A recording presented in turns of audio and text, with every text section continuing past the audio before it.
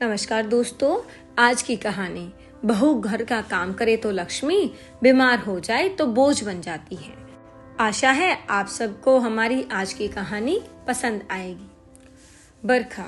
बरखा अपने माता पिता की बहुत लाडली थी। 3 बड़े भाइयों की बहन थी। कभी भी चीज मांगने पर उसी वक्त सामने हाजिर हो जाती थी। पूरे घर में रोब था उसका। पूरे परिवार और नौकरों पर राजकुमारी की तरह हुक्म चलाती थी बरखा। स्कूल में भी पूरा रोब था उसका।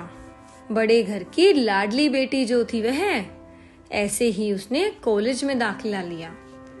उसके ठाठ बाट, बड़ी गाड़ी में आना जाना, हर दिन नया फैशन देखकर हर कोई उससे दोस्ती करना चाहता था। थोड़े ही दिनों में उसके बहुत से दोस्त बन गए। पूरे कॉलेज में उसकी अपनी एक अलग ही पहचान थी। इन दिनों उसके लिए एक रिश्ता आया। खानदानी लोग थे। पापा की भी पुरानी जान पहचान थी उसके साथ। बरखा के साथ कोई जोर जबरदस्ती नहीं थी, पर बरखा ने फिर भी हाँ कर दी, क्योंकि वह अपने परिवार से बहुत प्यार करती थी।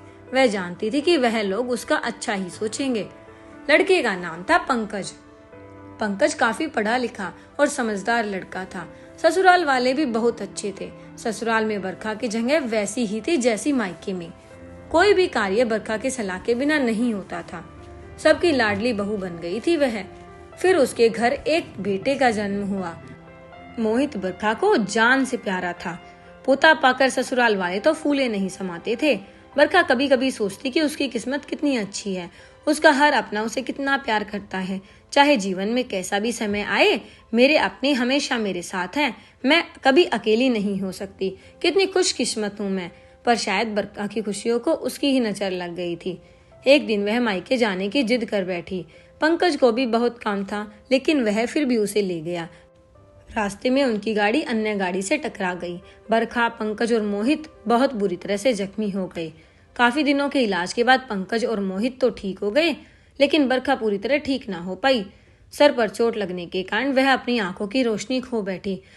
अब बरखा की किस्मत जैसे उल्टे पांव चलने लगी। मायके वाले कुछ दिनों तक उसे मिलने आते रहे, फिर कभी कभार फोन ही करके पूछ लेते कि अब वह कैसी हो। धीरे धीरे से सिलसिला भी कम हो गया। ससुराल वालों की सहानुभूति भी कम होने लगी। घर में किसी के पास बैठने के लिए कहती तो जवाब मिलता, बहुत काम है, अब तुम भी हाथ नहीं बटा सकती। पंकज भी चिड़चिड़ा हो गया था। बस मोहित ही था उसके साथ, जिसके साथ हंसते खेलते उसका वक्त गुजरता। एक दिन बरखा के हाथ से कुछ सामान गिर गया, जिसकी वजह से मोहित को हल्की सी चोट लग गई। बरखा के सास ससुर ने मोहित को उससे अलग कर दिया कि कहीं उसके ना दिखने की वजह से बच्चे को कोई नुकसान न हो जाए। बरखा अंदर से टूट चुकी थी। एक दिन उसके सबके सामने मायके जाने की इच्छा रखी तो पंकज उसे तुरंत मायके छोड़ आया, जैसे कि वह भी यही चाहता था। लेकिन मोहित को उसके साथ नहीं भेजा गया। बरखा कभी मोहित से दूर नहीं रही थी, पर अपनी कमी के कारण उसने ज्यादा बहस नहीं की। बरखा को लगा कि वह 3-4 दिन वहां रहेगी तो थोड़ा हवा पानी बदल जाएगा, क्योंकि वह कितने दिनों से कहीं भी बाहर नहीं गई थी। घर वाले भी इतने दिनों बाद उसे देखकर कितने खुश होंगे। बरखा के घर पहुंचने पर सब लोग बहुत खुश हुए। खाने में सब कुछ बरखा की पसंद का बना था। उसने अपने मम्मी पापा और अपने भाई भाभीियों से दिल खोलकर बातें की। उनके छोटे छोटे बच्चों भी बुआ के साथ घुल मिल गए। रात को सोने का समय था। जब वह कपड़े बदलने लगी तो उसे पता चला कि उसका बैग तो बहुत भरा हुआ है। वह समझ गई। वह अब बहुत उदास हो गई। कुछ दिनों तक तो सब ठीक रहा, फिर जैसे सब बदलने लगे, सबका व्यवहार बदल रहा था।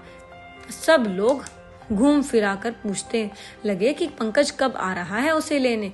वह बहाना बना देती, जबकि वह जानती थी कि उस घर में अब उसके लिए कोई जगह नहीं थी।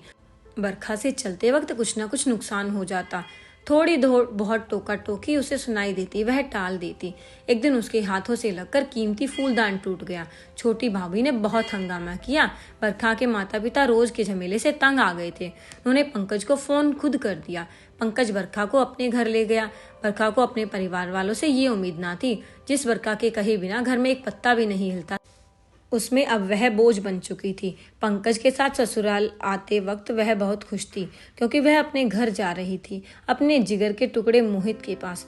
परंतु यह खुशी भी कुछ पल की ही थी। सारा बंदोबस्त पहले ही किया हुआ था। बरखा को सीधे ऊपर वाले कमरे में पहुंचा दिया गया। मोहित से दूर रहने की सख्त चेतावनी दी गई। एक कामवाली लता को उसकी जिम्मेदारी सौंपी गई, जो उसके खाने पहनने जैसी जरूरतों का ध्यान रखती। बरखा ज्यादातर चुप रहती थी। कभी कभी काम वाली लता से थोड़ा बतिया लेती। उसके जरिए मोहित का पता चल जाता। सबकी लाडली बेटी और बहू सबके लिए लाडली से बोझ बन चुकी थी। धन्यवाद दोस्तों। अगर आपको हमारी कहानी पसंद आई हो तो वीडियो को लाइक करें और चैनल को सब्सक्राइब करें।